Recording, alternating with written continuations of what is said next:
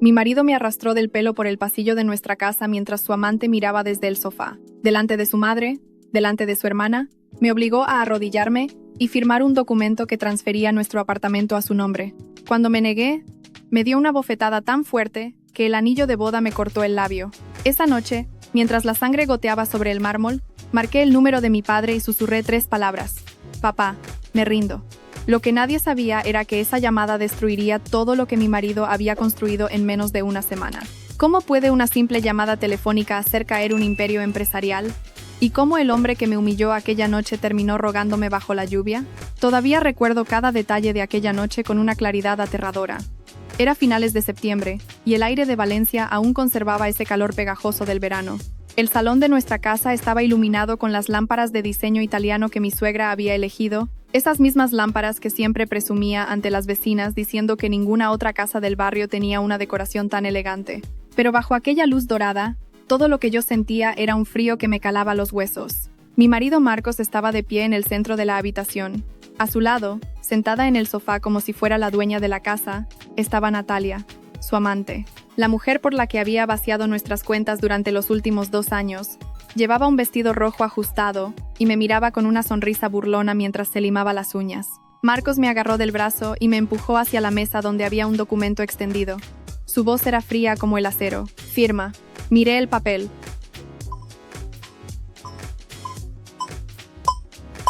Era una escritura de transferencia de propiedad. Nuestro apartamento, el que yo había pagado con el dinero de mi familia, iba a pasar a nombre de él. No voy a firmar eso, dije, intentando mantener la voz firme aunque me temblaban las manos. La bofetada llegó antes de que pudiera reaccionar. El golpe me lanzó contra el borde de la mesa, y sentí el sabor metálico de la sangre en mi boca.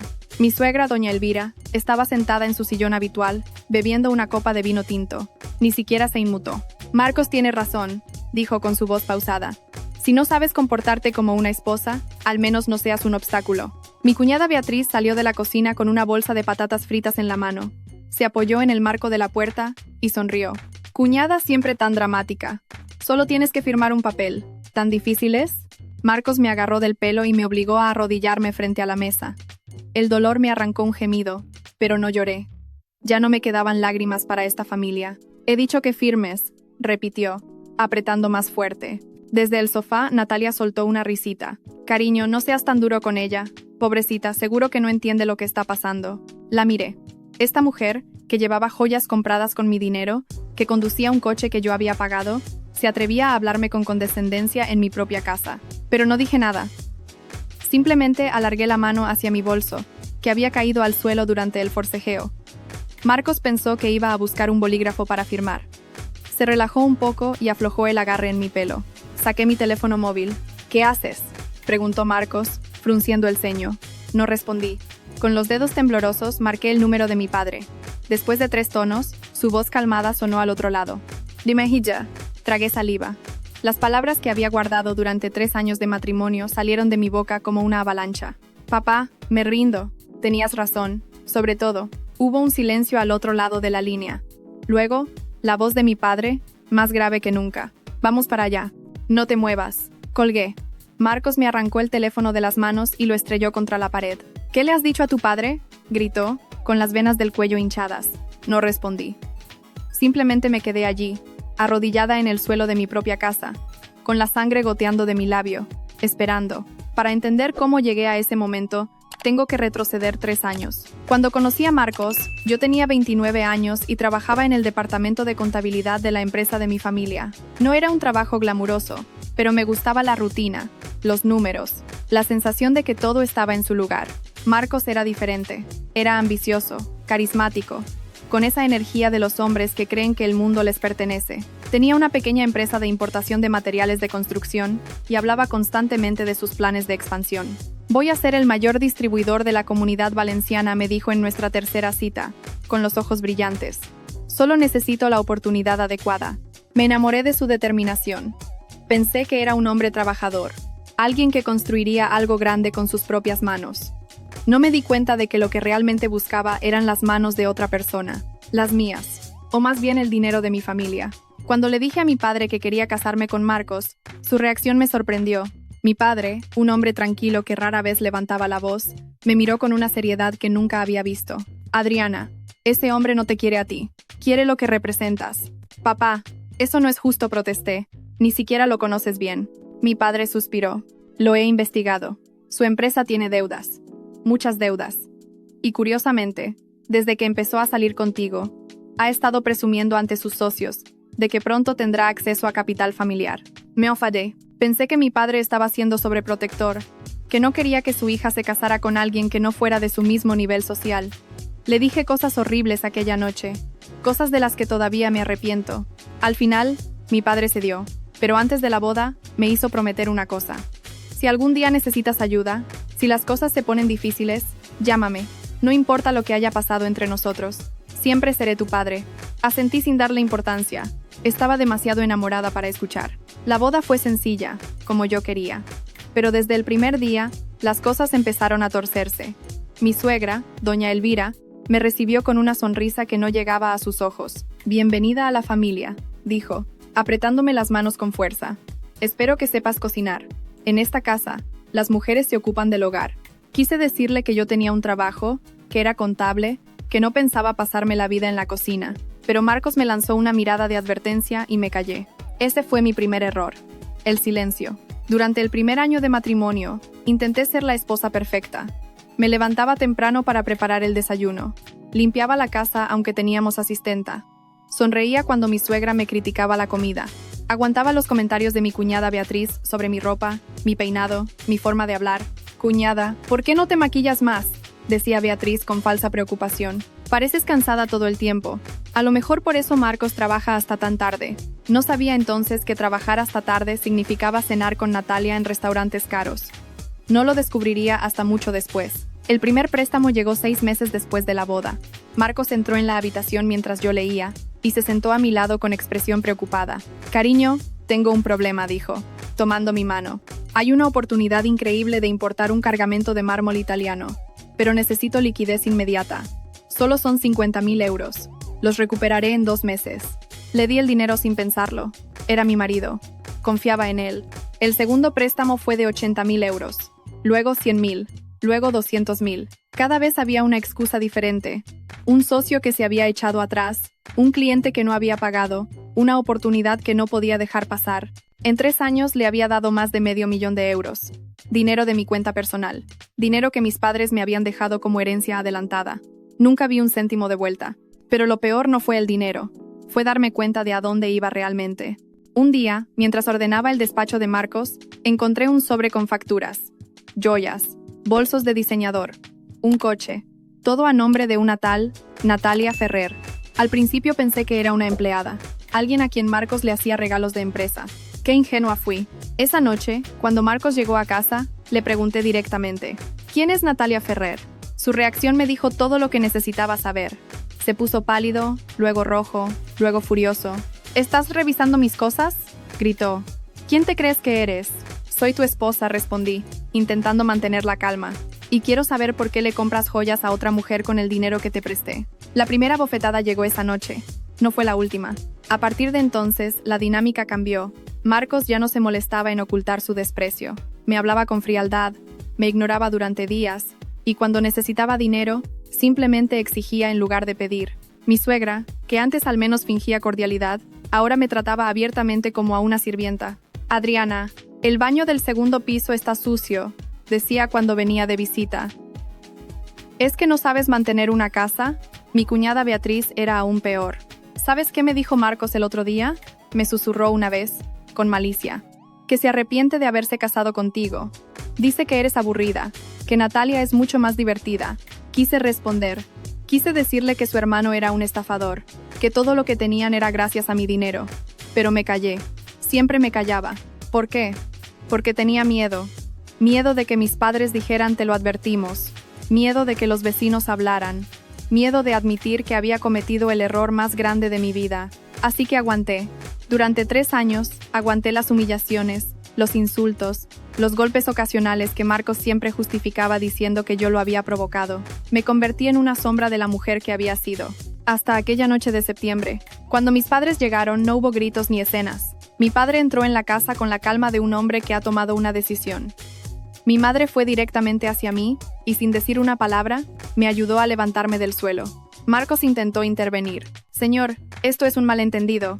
Adriana y yo solo estábamos discutiendo. Mi padre lo miró. Solo lo miró. Y algo en esa mirada hizo que Marcos retrocediera un paso. He venido a llevarme a mi hija, dijo mi padre con voz tranquila. Y si vuelves a ponerle una mano encima, te aseguro que un documento de transferencia será el menor de tus problemas. Doña Elvira se levantó de su sillón, indignada. ¿Cómo se atreve a entrar en mi casa y amenazar a mi hijo? Mi padre ni siquiera la miró. Esta casa, dijo lentamente, fue comprada con el dinero de mi hija. Técnicamente, es más suya que de ustedes. Nadie supo qué responder. Mi madre me guió hacia la puerta mientras yo recogía mi bolso. No llevé nada más. No quería nada de esa casa. Antes de salir, me giré por última vez. Marcos estaba pálido. Natalia había desaparecido en algún momento. Mi suegra tenía la boca abierta, y mi cuñada se había escondido detrás de la escalera. Los miré a todos, y por primera vez en 3 años, sonreí. Gracias, dije, por mostrarme exactamente quiénes sois. La puerta se cerró detrás de mí con un golpe seco, y mientras caminaba hacia el coche de mis padres, sentí que una parte de mí que había estado muerta durante años empezaba a despertar. Esa misma noche, mientras me curaba las heridas en el baño de mis padres, escuché a mi padre hablando por teléfono en su despacho. La puerta estaba entreabierta y cada palabra llegaba clara. Cancela todos los contratos con Construcciones Levante. Sí, todos. Suministro de cemento, áridos, hierro, todo. Efectivo inmediato. Me quedé paralizada. Construcciones Levante era la empresa de Marcos y mi familia. Mi familia era su principal proveedor de materiales. Nunca lo había conectado. Marcos siempre hablaba de sus contactos en el sector, de cómo había conseguido los mejores precios del mercado gracias a su habilidad negociadora. Nunca mencionó que esos precios eran posibles porque mi padre, sin que yo lo supiera, había estado protegiéndolo desde las sombras. Al día siguiente, el caos comenzó. Me lo contó después la secretaria de mi padre, una mujer discreta que había trabajado para nuestra familia durante 20 años. Marcos llegó a su oficina esa mañana esperando firmar la renovación anual del contrato de suministro. En cambio, encontró una carta de rescisión. Su cara, según me dijeron, pasó del desconcierto a la incredulidad, y de la incredulidad al pánico. Tiene que haber un error, balbuceó. Llevamos años trabajando juntos. El director comercial, un hombre al que mi padre había dado instrucciones precisas, simplemente negó con la cabeza. No hay ningún error, señor. La decisión viene de arriba. Marcos intentó llamar a mi padre directamente. No le cogió el teléfono. Intentó ir a su oficina. Le dijeron que estaba de viaje. Intentó contactar conmigo.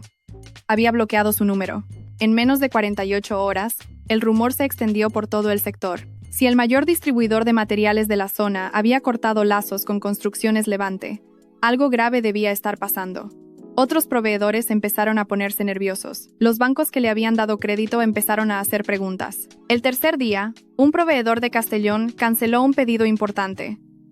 El cuarto día, 2 clientes pidieron la devolución de sus anticipos. El quinto día, 3 empleados presentaron su renuncia. La empresa de Marcos se desmoronaba como un castillo de naipes. Mientras tanto, yo estaba en casa de mis padres, intentando reconstruir mi vida. No sentía satisfacción por lo que estaba pasando, solo un vacío extraño, como cuando terminas de llorar y ya no te quedan emociones. Mi madre me traía té por las mañanas y se sentaba conmigo en el jardín sin decir nada. Mi padre seguía con su rutina habitual, aunque a veces lo sorprendía mirándome con una expresión que no sabía interpretar. ¿Alivio? ¿Tristeza? ¿Las dos cosas? Una semana después de mi huida, recibí una llamada inesperada. Era mi suegra. Querida, su voz era completamente diferente, suave como la miel. Creo que deberíamos hablar. Como mujeres adultas. Esta situación se nos ha ido de las manos a todos. Escuché en silencio mientras ella continuaba. Al fin y al cabo, eres parte de la familia, y la familia tiene que mantenerse unida en los momentos difíciles. ¿Por qué no vienes a cenar esta noche? Podemos aclarar las cosas. Casi me eché a reír. Esta mujer, que me había visto sangrar en el suelo de su casa sin mover un dedo, ahora quería aclarar las cosas. ¿Aclarar qué exactamente, doña Elvira? Pregunté con una calma que me sorprendió a mí misma. Bueno, titubeó. Marcos está muy arrepentido. Y la empresa está pasando por un momento delicado. Estoy segura de que si hablaras con tu padre, ahí estaba, el verdadero motivo de la llamada. Mi padre toma sus propias decisiones de negocio, respondí. Yo no tengo nada que ver con eso, pero eres su hija. Sí, soy su hija. La misma hija a la que su hijo arrastró del pelo mientras usted bebía. Vino y miraba hacia otro lado. Buenas noches, doña Elvira. Colgué antes de que pudiera responder, pero la historia no terminó ahí. 2 días después, ocurrió algo que nadie esperaba. Estaba en el salón de mis padres leyendo cuando mi madre entró con expresión extraña. Adriana, tienes visita. Me levanté, confundida. No esperaba a nadie. Cuando llegué a la puerta, me quedé paralizada. Era Natalia, la amante de mi marido.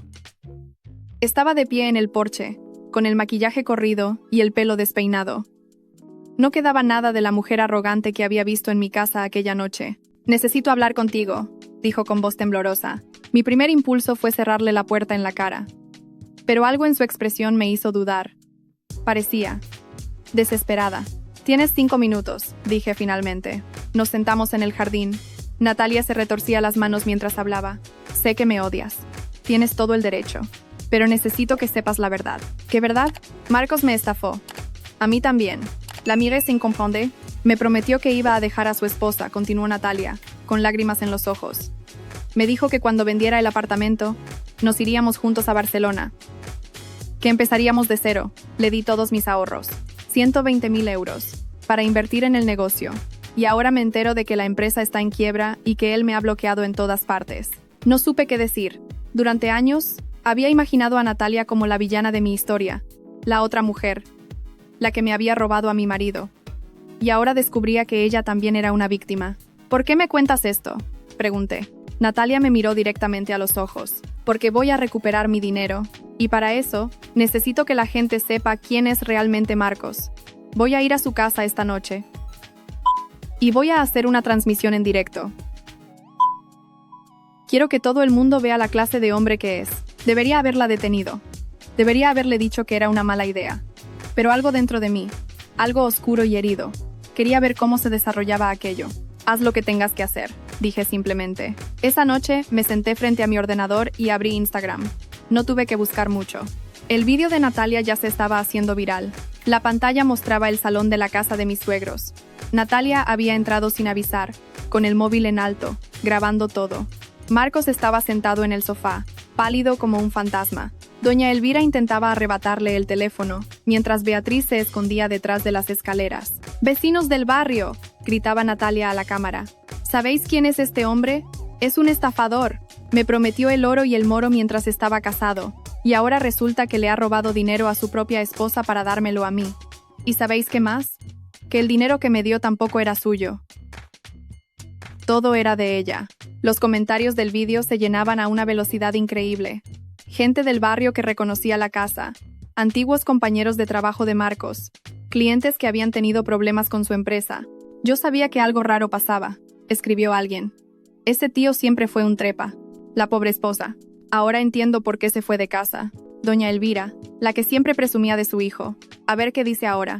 El vídeo duró 15 minutos. 15 minutos en los que toda la fachada de respetabilidad que mi suegra había construido durante años se derrumbó. 15 minutos en los que Marcos intentó justificarse, contradecirse y finalmente quedarse callado cuando ya no le quedaban mentiras. Al día siguiente, mi cuñada Beatriz perdió su trabajo. Su jefe la llamó a primera hora. «Lo siento», Beatriz le dijo, «pero no podemos permitirnos tener a alguien asociado con este tipo de escándalo. Ya sabes cómo son las redes sociales». Beatriz lloró durante horas, según me contaron. Culpó a Marcos, culpó a Natalia, me culpó a mí, a quien fuera menos a ella misma. Mi suegra dejó de salir de casa. Cuando tuvo que ir al supermercado una semana después, las dependientas cuchicheaban a su paso. Una vecina la señaló con el dedo y dijo en voz alta: «Mira, es la suegra del estafador, la que dejaba que pegaran a su nuera». Doña Elvira volvió a casa con las manos vacías y no salió en 3 días. En cuanto a Marcos, su mundo se había desmoronado por completo. La empresa cerró oficialmente 2 semanas después de mi partida. Los acreedores llamaban a todas horas. El banco embargó el coche. Varios clientes presentaron demandas. Y entonces, una noche de lluvia, apareció en la puerta de mis padres. Yo estaba en mi habitación cuando mi madre subió a avisarme. «Está ahí fuera», dijo simplemente. «Tu padre quiere echarlo. Pero he pensado que deberías decidir tú». Bajé las escaleras lentamente. Abrí la puerta. Y ahí estaba Marcos, empapado por la lluvia, con aspecto de no haber dormido en días. Adriana. Su voz era un susurro ronco. Por favor, perdóname. Cometí errores terribles. Lo sé, pero podemos arreglarlo. Podemos empezar de nuevo. Te lo suplico. Lo miré durante un largo momento. Este hombre, que me había arrastrado del pelo en mi propia casa, que me había abofeteado delante de su amante, que me había tratado como un cajero automático durante 3 años. ¿Sabes qué es lo peor?, dije finalmente, con una voz tan tranquila que me sorprendió a mí misma. No es el dinero, ni los golpes, ni siquiera la humillación. Lo peor es que durante 3 años, cada vez que me hacías daño, yo me culpaba a mí misma. Pensaba que si me esforzaba más, si era mejor esposa, si aguantaba un poco más, todo cambiaría. Marcos abrió la boca para hablar, pero levanté la mano. Pero no era yo la que tenía que cambiar. Eras tú. Y no lo hiciste. Nunca lo hiciste. Di un paso atrás. Adiós, Marcos. Y cerré la puerta. No con un golpe. No con rabia. Simplemente la cerré. Como se cierra un libro que ya has terminado de leer. Del otro lado, pude oír sus sollozos, sus súplicas. Pero ya no significaban nada para mí. Volví al salón donde mis padres me esperaban. Mi madre tenía los ojos húmedos. Mi padre me miró con una expresión que nunca olvidaré. Orgullo. Puro orgullo. ¿Estás bien?, preguntó. Me senté junto a ellos. En la mesa había una cena sencilla. Sopa de verduras, pan casero, una ensalada. Nada lujoso, pero todo lleno de amor. Sí, papá, respondí. Creo que estoy mejor que nunca. Esa noche, mientras cenábamos en silencio, pensé en todo lo que había perdido. 3 años de mi vida, $500,000 de euros. La confianza en mi propio juicio. Pero también pensé en lo que había ganado. Mi dignidad, el respeto de mis padres. Y algo más importante, el respeto hacia mí misma.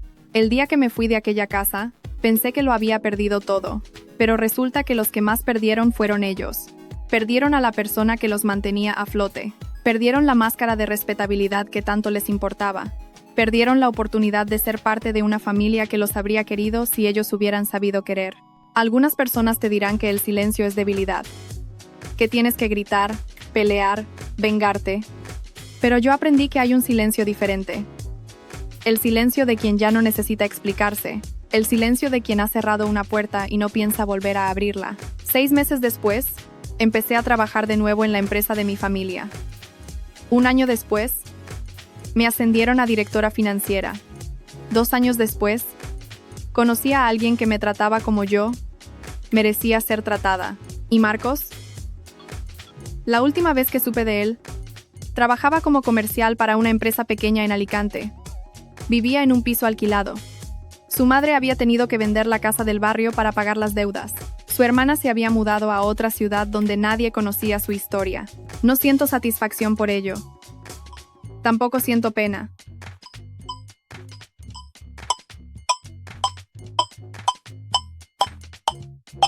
Simplemente ya no siento nada cuando pienso en ellos.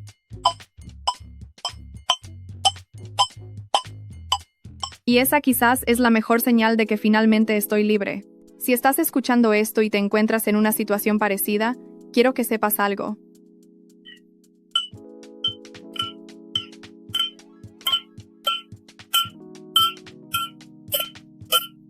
No es tu culpa. Y no tienes que aguantar más. A veces, rendirse no es perder. A veces, rendirse es la forma más valiente de salvarte a ti misma. Y recuerda, el silencio puede ser la respuesta más poderosa. Porque no todos los que se van son perdedores. A veces, los que se van son los únicos que tuvieron el coraje de elegir su propia paz.